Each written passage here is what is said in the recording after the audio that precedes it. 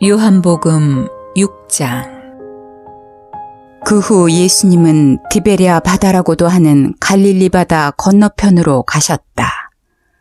그러자 많은 군중이 병든 사람을 고치는 기적을 보고 예수님을 따랐다.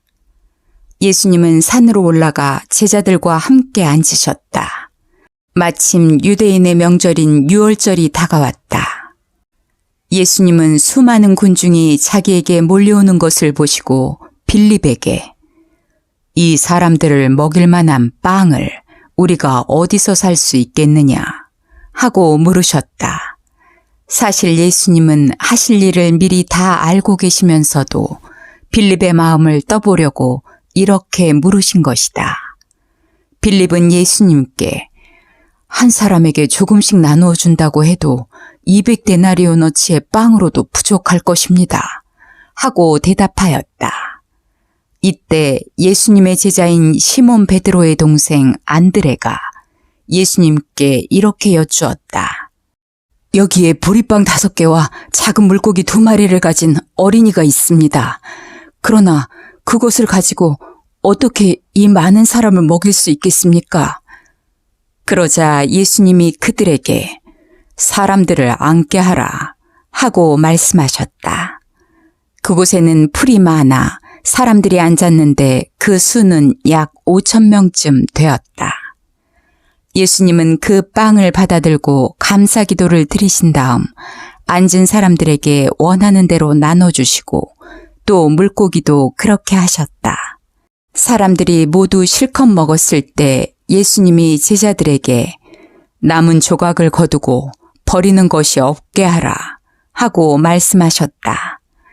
그래서 제자들이 남은 조각을 거둬보니 보리빵 5개로 먹고 남은 부스러기가 12광줄이나 되었다.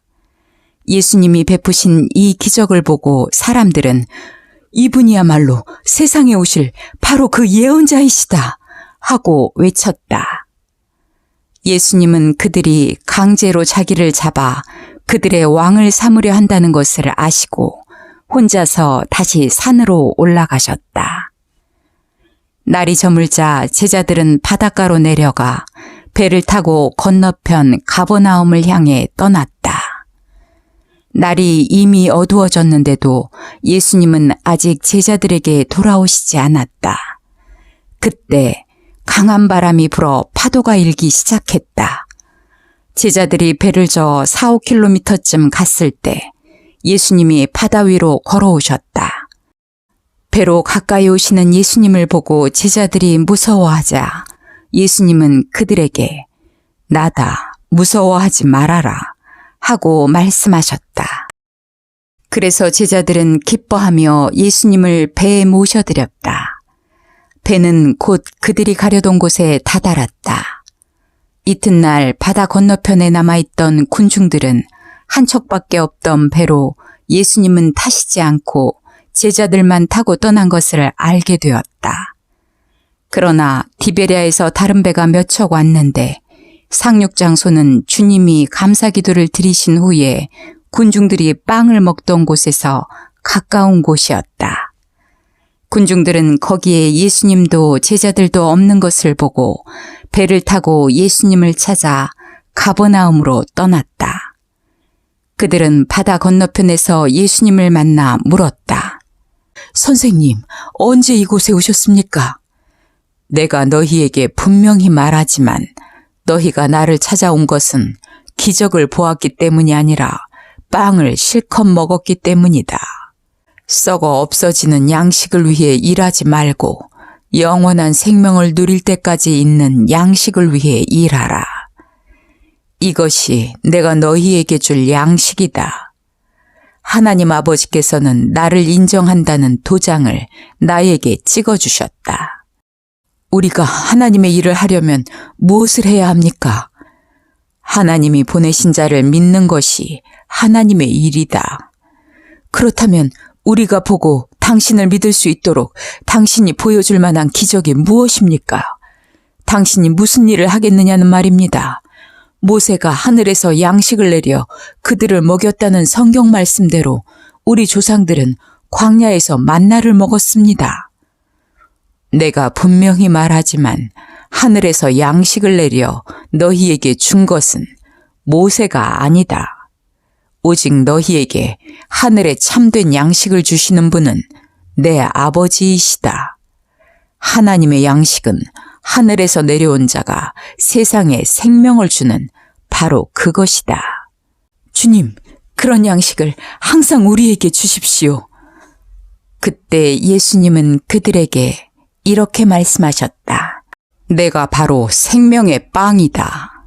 내게 오는 사람은 굶주리지 않을 것이며 나를 믿는 사람은 절대로 목마르지 않을 것이다. 그러나 내가 이미 말했듯이 너희는 나를 보고도 믿지 않는다. 아버지께서 내게 주시는 사람은 다 내게로 올 것이며 내게 오는 사람은 내가 절대로 쫓아내지 않을 것이다. 내가 하늘에서 내려온 것은 내 뜻을 이루기 위해서가 아니라 나를 보내신 분의 뜻을 이루기 위해서이다. 나를 보내신 분의 뜻은 그분이 내게 주신 모든 사람을 하나도 잃지 않고 마지막 날에 다시 살리는 그것이다. 사실 내 아버지의 뜻은 아들을 보고 믿는 사람마다 영원한 생명을 얻는 것이다. 그리고 나는 마지막 날에 그들을 다시 살릴 것이다. 예수님이 내가 하늘에서 내려온 빵이다 하고 말씀하셨기 때문에 유대인들이 예수님에 대하여 수군거리며 이 사람은 요셉의 아들 예수가 아니냐? 그의 부모를 우리가 다 아는데 어떻게 하늘에서 내려왔다고 하는가? 하였다. 그래서 예수님이 그들에게 이렇게 말씀하셨다. 너희는 서로 수군거리지 말아라. 나를 보내신 아버지께서 이끌어 주시지 않으면 아무도 나에게 올 수 없다.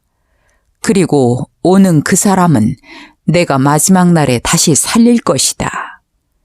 예언서에는 그들이 모두 하나님의 가르치심을 받을 것이다라고 기록되어 있다.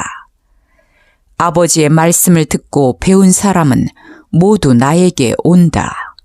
이것은 아버지를 본 사람이 있다는 뜻이 아니다. 오직 하나님에게서 온 자만 아버지를 보았다. 내가 분명히 너희에게 말하지만 나를 믿는 사람은 영원한 생명을 가졌다. 나는 생명의 빵이다. 너희 조상들은 광야에서 만나를 먹었으나 모두 죽고 말았다. 그러나 하늘에서 내리는 양식을 먹는 사람은 죽지 않는다. 나는 하늘에서 내려온 살아있는 빵이다. 누구든지 이 빵을 먹는 사람은 영원히 살 것이다. 이 빵은 곧 세상의 생명을 위해 주는 내 살이다. 그러자 유대인들은 이 사람이 어떻게 자기 살을 먹으라고 우리에게 줄 수 있겠는가 하고 서로 논쟁하기 시작하였다. 그래서 예수님은 그들에게 다시 말씀하셨다. 내가 분명히 너희에게 말하지만 나의 살을 먹지 않고 나의 피를 마시지 않으면 너희 안에 생명이 없다. 누구든지 내 살을 먹고 내 피를 마시는 사람은 영원한 생명을 가졌다. 그래서 나는 마지막 날에 그를 다시 살릴 것이다. 그것은 내 살이 참된 양식이며 내 피는 참된 음료이기 때문이다. 내 살을 먹고 내 피를 마시는 사람은 내 안에 살고 나도 그 사람 안에 산다. 살아계신 아버지께서 나를 보내셔서 내가 아버지 때문에 사는 것과 마찬가지로 나를 먹는 사람도 나 때문에 살 것이다. 나는 하늘에서 내려온 빵이다. 너희 조상들은 만나를 먹고도 죽었으나 이것은 그런 것과 같은 것이 아니다. 이 빵을 먹는 사람은 영원히 살 것이다. 이것은 예수님이 가버나움 회당에서 가르치실 때 하신 말씀이다. 이 말씀을 듣고 여러 제자들이 이것은 정말 어려운 말씀이다. 누가 알아들을 수 있겠는가? 하며 수군거렸다. 예수님은 제자들이 이 말씀에 대해서 수군거리는 것을 아시고 그들에게 이렇게 말씀하셨다. 내 말이 너희 귀에 거슬리느냐? 만일 내가 전에 있던 곳으로 올라가는 것을 본다면 어떻게 하겠느냐? 생명을 주는 것은 하나님의 영이며 인간의 육체는 아무 쓸모가 없다. 내가 너희에게 한 말은 영적인 생명에 관한 것이다. 그러나 너희 중에는 믿지 않는 사람들이 있다. 예수님은 믿지 않는 사람이 누구며 자기를 팔아넘길 사람이 누군지 처음부터 알고 계셨다. 그러고서 예수님은 덧붙여 말씀하셨다. 그러므로 내가 너희에게 아버지께서 오게 해주시지 않으면 아무도 나에게 올 수 없다고 이미 말하였다. 이 말씀을 듣고 많은 제자들이 예수님을 떠나고 다시는 그와 함께 다니지 않았다. 그래서 예수님이 12제자에게 너희도 떠나고 싶으냐? 하고 물으시자 시몬 베드로가 이렇게 대답하였다. 주님, 우리가 누구에게로 가겠습니까? 주님에게는 영원한 생명의 말씀이 있습니다. 우리는 주님이 하나님의 거룩하신 아들이라는 것을 믿고 알게 되었습니다. 그때 예수님은 내가 너희 12를 선택하지 않았느냐? 그러나 너희 가운데 한 사람은 마귀다. 하고 말씀하셨다. 이것은 가룟 사람 시몬의 아들 유다를 가리켜 하신 말씀이었다. 그는 비록 12제자 중 하나였으나 예수님을 팔아넘길 사람이었다.